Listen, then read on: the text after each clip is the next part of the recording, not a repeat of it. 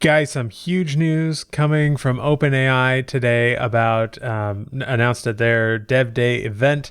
Of course, they would choose to have one of these events while I'm doing this big live streaming thing, so I have less time to make videos like this, but I decided to stay up late tonight to really get you the basics of what is going on here. So I'm going to break down this entire thing for you. Some of the biggest news to come out of Dev Day was the fact that we're getting a new model called GPT-4 Turbo with 128,000 token context window, which is huge. I'll talk about that in a second. Also, the prices are getting lower. You'd think with 128K it would be higher price, but it's actually lower price.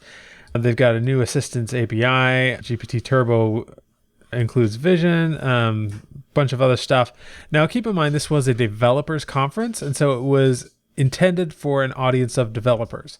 And I'm not a developer, so there might be things that I don't quite fully understand the potential, but there's a lot of cool stuff that I do understand and can talk about. And as the weeks go by, I'm sure a lot of people will comment it who know more about these things than I do, and I'll bring you what I learn from that as well. But let's go and start breaking through this announcement.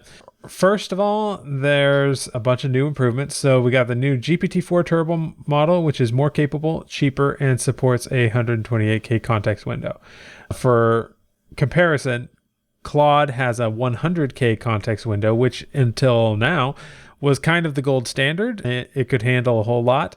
It could handle about up to 75,000 words. This has 128K, so it'll be able to do even more than that 75,000 words. But there are some caveats I'll get to in a little bit. I don't really know what goes into this new assistance API, but I imagine, like I did see it in the playground, seems to be relatively easy to use for someone who knows how to work with APIs. But honestly, that's all I have to say about that. The next big thing was that ChatGPT is getting all of this multimodal capability, which means it's able to see and create images and do text to speech. So all of that will be available. I don't think this is ChatGPT necessarily, but it will be available. I believe it's in ChatGPT as well, but it will be available in the playground, which is the whole platform that we're kind of talking about right now. And I have actually gone into the playground right here, and you can actually see some things in here. I haven't played with it around enough to know if it's able to do DALL-E images here or vision. I don't quite see where I would put that information here, but we'll see. But you can access the new GPT-4 Turbo. It's this one right here, and it's still a preview model, so you're not actually allowed to generate a whole lot of words with it yet. I was playing around with it trying to see if I could generate similar results with the super prompts that I'm using in Claude in my live streams right now, and it was able to do some of it but not all of it.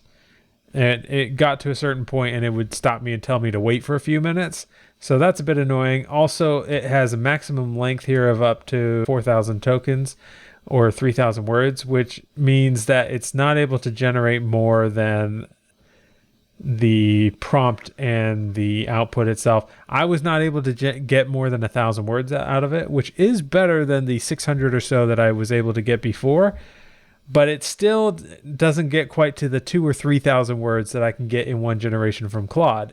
I will admit Claude has spoiled me a bit, but there's definitely hope here, and I think this is still a preview. So we'll see in the future. I'm sure these things will improve and get easier to work with. But back to announcement here. I'll link to these announcements below, but this is basically a more detailed version of everything that we just talked about. They also mentioned that they're updating the GPT 3.5 Turbo so that it's now the 16K context window, which is great. This is all about the API retrieval and code interpreter. Has some upgrades going to it. You can see different ways to create your little AI assistants here, if you're familiar with this kind of thing. And here it talks about the new modalities in the API, like having vision, having DALL-E 3 and text-to-speech. You can listen to voice samples here, which are really fun. There's some talk here about model customization. So for certain people that really know what they're doing, they'll probably be able to do some fine-tuning of GPT-4 models and doing some custom models. that could be exciting if you're the type of person that can do that. I get the sense that it's not going to be an easy thing to do, but cool that we can do something like that. And a big part of this is that it is a lower rate. The new GPT-4 Turbo with all of those input tokens is actually 3 times cheaper than what we had before, which is insane to me. It's only 1 cent for the input, and then the output is 2 times cheaper at 3 cents, and that's per 1,000 tokens, or roughly 75 or 750 words. So that's pretty cool. And the same goes for the new GPT 3.5 Turbo. That's cheaper. And yeah, everything's cheaper. It makes me wonder if they inflated the price before so they could make a little more money on the developers while they were fine-tuning the models and getting everything perfect, and now they're bringing it down. But I don't really know how these things work, so that's pretty cool. The other really important thing out of this announcement is the copyright shield. OpenAI is committed to protecting our customers with built-in copyright safeguards in our systems. Today, we're going one step further in introducing Copyright Shield. We will now step in and defend our customers and pay the costs incurred if you face legal claims around copyright infringement. This applies to generally available features of ChatGPT Enterprise and our developer platform. So this is huge because Microsoft and Google have all done this, and they've mostly done it to kind of alleviate people's fears that would prevent them from coming to their platforms. But it's good to know that they have enough trust in their systems that they are willing to incur the cost of a legal battle if anybody should get into it. So if you are worried about copyright claims, if you are using ChatGPT, you don't have to worry about it. OpenAI will front the cost of any legal bills that you might have. They also mentioned here that they're releasing a new Whisper model. Whisper is their translation or transcription model, and that should be available soon as well. So really cool things out of this announcement. All of this is mostly available in the API, or in other words, in the OpenAI playground. I have still to play around with all of it, but I will of course get into that and introduce you to more things in that vein as well. Now, real quick, I wanted to show you a couple comments that I got recently. This person posted in my AI Storytellers Facebook group, which you can only get if you are subscribed to my membership. He said, "In all honesty, I was just going to grab the free books and run, but blown away by the instructional. Very happy to continue the course. Absolutely fascinating." Really cool stuff from this guy. And then another person posted in a completely separate Facebook group, not affiliated with me. She said, "I've been using the Nerdy Novelist training and can't say enough about his content. For a newbie like me, it is a lifesaver. I now have a grip on AI tools, which will be mostly useful to me at this time in my writing. His trainings are so well structured and knowledgeable, he should be knighted."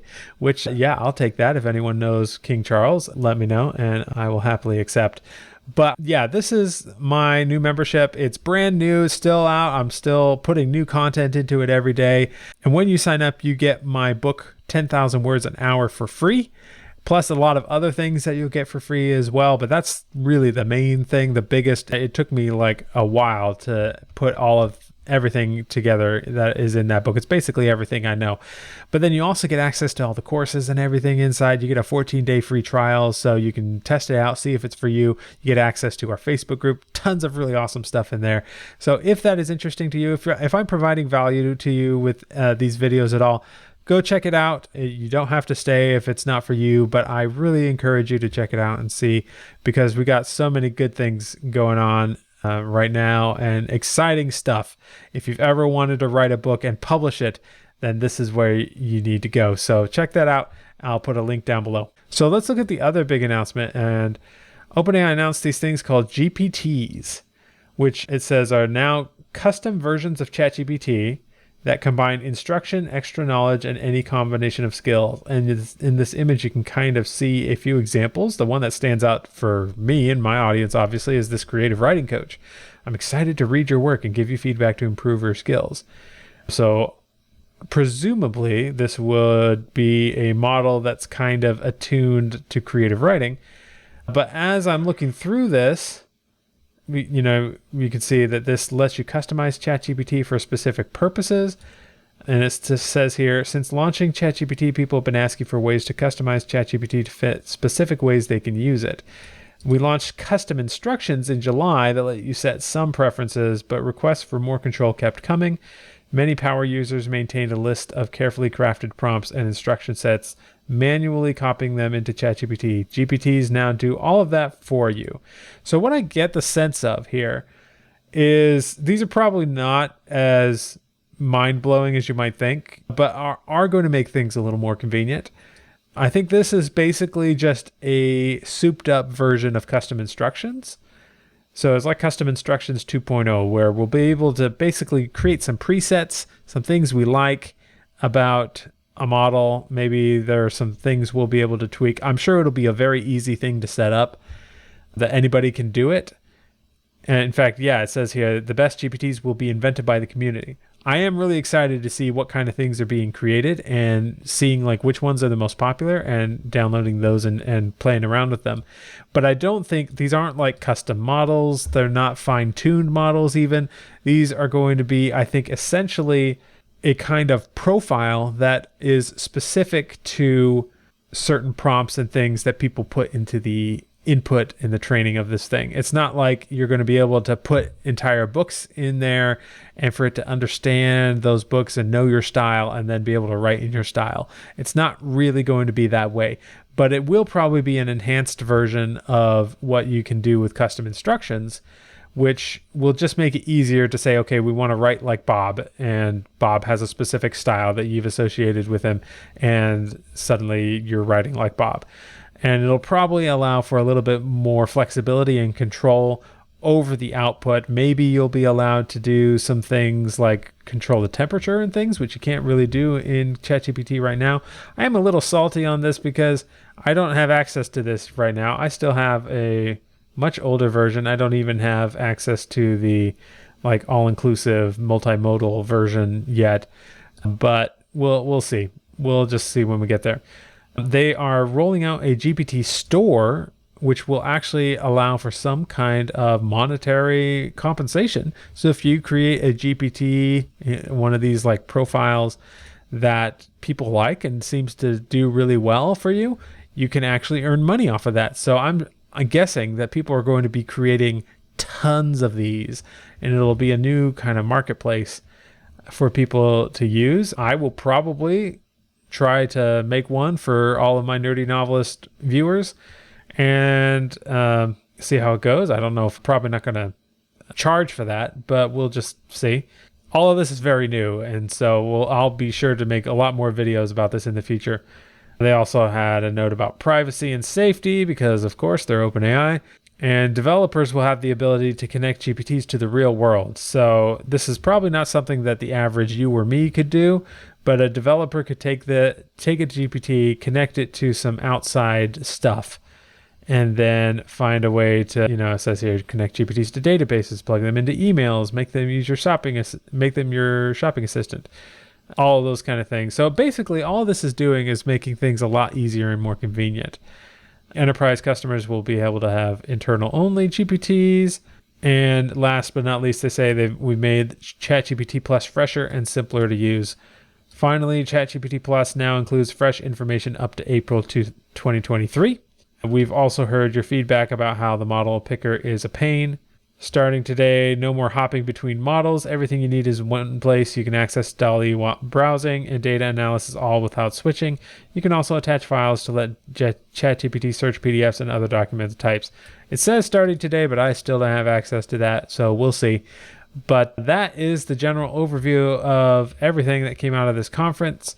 I'm sure there's a lot more that we'll be learning over the next few days, so I'm excited to dig into that, and I'll see you in the next video.